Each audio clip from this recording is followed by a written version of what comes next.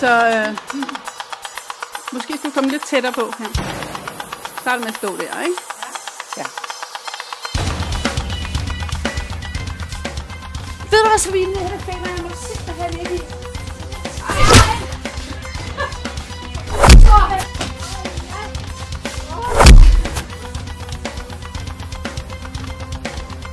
Okay, godt. Det lader den. Og så får du lige den her i maven.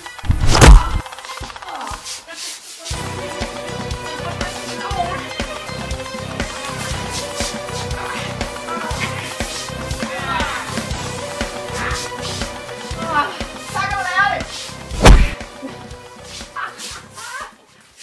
Ja. Ja.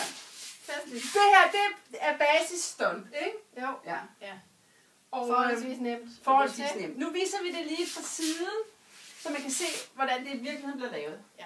Vi starter med, skal vi lige starte med den der med foden, hvor vi skal kunne se fødderne. Ja. Det her med, at man er skide ondt og træder ind over tæerne.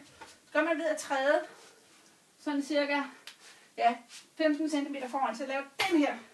Er du klar? Ja. 1, 2, 3. Så det gør simpelthen nas på foden, ikke?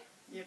Så har vi knæ i maven, og der skal man selvfølgelig sørge for ikke at sparke igennem, men at man laver den der. Ikke? Ja. Og reaktionen fra offeret jo hele tiden skal man prøve at time, så det ikke bliver sådan alt for sen reaktion. Ja. Og det kan godt være en balancegang. Ja. Og så har vi jo alle slængene, det er jo dem, der er rigtig sjove, ikke? Og der er det altså super vigtigt, at man lige har lavet den her, at man ikke kan nå. Fordi hvis man ikke slår igennem, så ser det forkert ud. Så vi skal slå igennem, sige, at der er en god plads foran Sabine, så jeg slår simpelthen bare igennem her. Men det ser forkert ud fra siden, men hvis du kommer frem her og står her, og vi har afstanden her, måler stadig afstanden, og så får du sådan der, så ser det meget mere rigtigt ud. Okay? Ja. Placeringen af kameraet kan man jo lege lidt med. Ja, og det er jo det samme, om man laver side og den anden vej. Altså, at man får lagt de her på, ikke? Ja. Og flaget og flad og knytnæve og så videre. Ja, alt det der. Men sørg for lige at lave mål afstanden først. Så er der den her rigtig sjove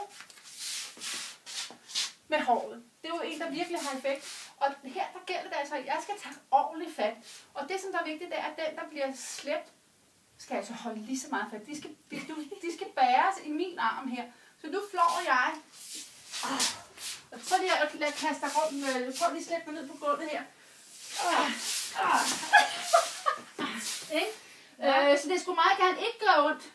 Nej. Men hvis du ellers holder ordentligt fat her, ikke? Ja. Så på den måde kan jeg jo slæbe afsted med dig og gøre ting og sager. Ja. Ikke? Ja, præcis. Alt sammen til at overleve. Ja. Og hvad har vi mere? Spark. Spark. Det er jo det samme. Ligesom med hånden. Der skal vi altså sørge for lige at have lavet den her, at jeg ikke rammer Sabine. Det vil sige, at selvom det ser ud som, at jeg skal ramme Sabine her i maven, er du klar, det bliver ramt? Yep.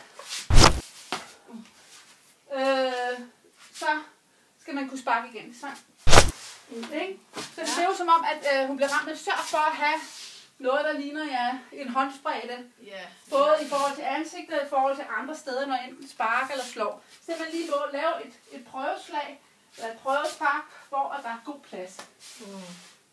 Og så prøv det flere gange. Tag det flere gange og fra lidt forskellige vinkler. Ja, og meget gerne det der med at lave på en vinkel, hvor man så ikke kan se det længere. Ikke? Ja, var det ikke det? Det er super spændende.